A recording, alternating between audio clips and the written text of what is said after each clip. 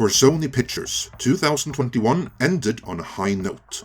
They had 3 consecutive hits in Venom Let There Be Carnage, Ghostbusters Afterlife, and finally, the record-shattering Spider-Man No Way Home. Of the 3, Ghostbusters Afterlife might look like the smallest hit, but it also had the smallest budget, and relative to that, it too was a resounding success.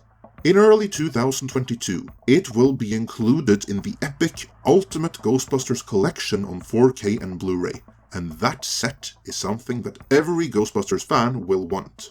In being the Ultimate Collection, as in purest and most quintessential Ghostbuster set, it naturally won't feature the out-of-continuity, brand-diluting, and subversive female-centric parody from director Paul Feig.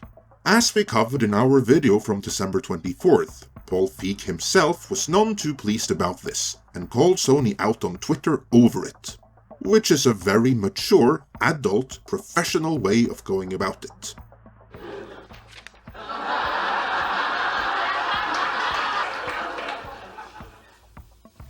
Oh. It would appear that Feig's Twitter petition to Sony had the intended effect though, as the full set of contents have since been released, and lo and behold, his movie will be included as a downloadable digital extra to the Ultimate Ghostbusters Collection.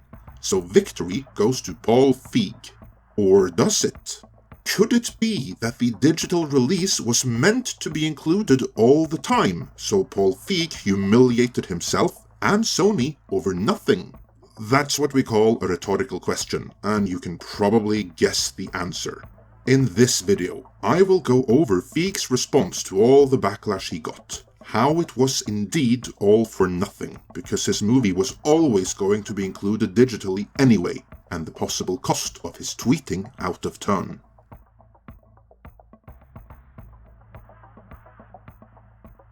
You will recall that in his tweet that started all of this, he said, Sony, I know this must be a mistake. We do have a lot of fans, and Bill, Dan and Ernie were in it, and it won the Kids' Choice Award for Best Feature Film of the year it came out.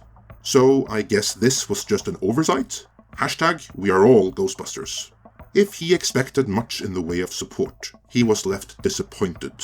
If the movie really does have a lot of fans, like he seems to think, exceedingly few of them showed up to support him and his movie, but he was barraged by haters. Both on Twitter and elsewhere, it was pointed out to him that Bill, Dan and Ernie might have been in it, but it's questionable if any of them really wanted to be there, and at the time, the hashtag #WeAreAllGhostbusters certainly did not apply to them. It was likewise pointed out that winning a Kids' Choice Award is hardly a ringing endorsement. And it is also an open question how much influence kids actually have in voting the winner. Paul Feig did not respond well to this blowback. On December 27th, he tweeted a follow-up, in which he did not thank the many fans of his movies for their support. Because again, if there are so many fans, very few of them showed up to support him and his film. A more accurate reading of the situation is probably that the movie really doesn't have any number of fans to speak of. What it does have, though, is detractors, and this is whom he addressed, saying, Ghostbusters answer the call, haters. I have to say I admire your passion. The fact that you've spent the days of Christmas sending me angry tweets instead of simply enjoying a lovely holiday just makes me want to send you all lots of love and joy. Truly, wishing you all the best. Seriously. Of course, those who replied to his initial tweet letting it be known how little they wanted the Ultimate Ghostbusters Collection to be contaminated by his movie spent little more than seconds to minutes on this endeavor each, but there were so many of them that to Paul Feig it would seem like one homogeneous mass of haters spent days on this, when in reality he was the only one who spent the days of Christmas sifting through it all. And it was all for nothing. On December 27th, the full set of contents in the Ultimate Ghostbusters Collection were released. Take note that up until this point, the only information about it that had been released to the public were pictures and the number of discs, but not the details of what would be on them. That information was only made official on December 27th, so after Feig had acted out on Twitter. When the full set of contents were released, the world learned that in addition to digital copies of all the movies featured physically in the set, there would also be a digital copy of the Paul Feig movie. In light of the timing between Paul Feig's tweet and this official announcement, many concluded that Sony had caved and given Feig what he wanted. And I don't blame anyone for drawing that conclusion based on the tweets and timing of events. Here's the thing though, it is normal for a Blu-ray collection to be soft announced with a minimum of information and the full set of contents to be released in a hard announcement a while later. What happened in this case though, was that in the time frame between the soft announcement and the hard announcement with the details, a bunch of Feig apologists in the entertainment media complex, such as Slash Film, alerted Feig that his movie wouldn't be featured. Chances are, this was when he learned of the box set in the first place, and so he threw a hissy fit about it on Twitter. Unbeknownst to him, however, the digital copy was always meant to be included. As reported in our own show 4K4U, Midnight's Edge's own Tom had heard rumors to this end, and that was backed up by Ghostbusters News, who claimed with, and I quote, 100% certainty that the plan always was that all 4 movies would be included digitally. The reason for this is quite simple. If they were to include a physical disc copy within the box set, Paul Feig and the cast, in accordance with prior contracts, would have to be cut in on the earnings of the box set. But by simply including the movie by way of a code to a digital download, it only counts towards the prior deals already in place, meaning Paul Feig and his crew make the same on those downloads as they would any other, meaning there will be no extra payday. That's probably what Feig is so upset with here.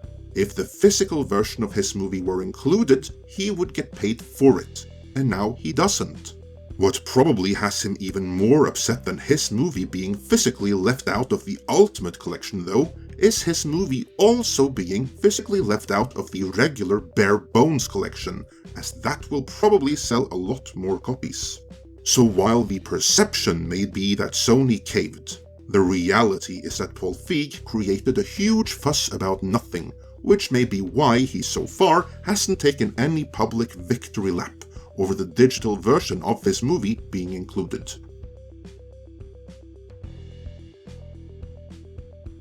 Although Sony by all accounts did not cave, the timing of events led many to the understandable perception that they did. The only thing that will come of that is that the fans of the 2016 movie, however few they may be, still won't be buying this box set because their movie was written off with a measly digital download and not included physically as an equal movie. Even if Sony only had included it due to Twitter pressure, that only serves to further underline the fact that the Feig movie is the embarrassment of the franchise.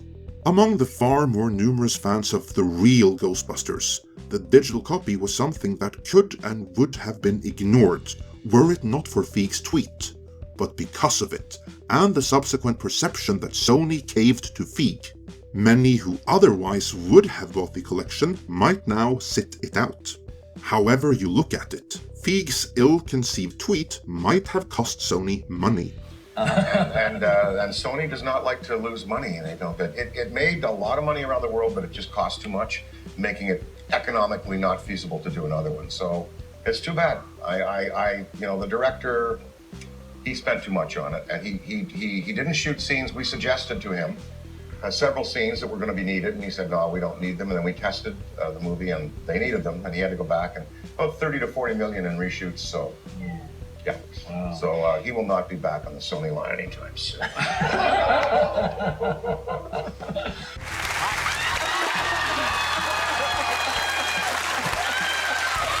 In short, Paul Feig embarrassed himself, his movie, this box set, and Sony, and possibly cost them more money just because he chose to call them out in a tweet rather than take a phone call behind closed doors. Nice going, Paul. I'm sure Sony head honcho Tom Rothman will let you back onto the Sony lot any day now.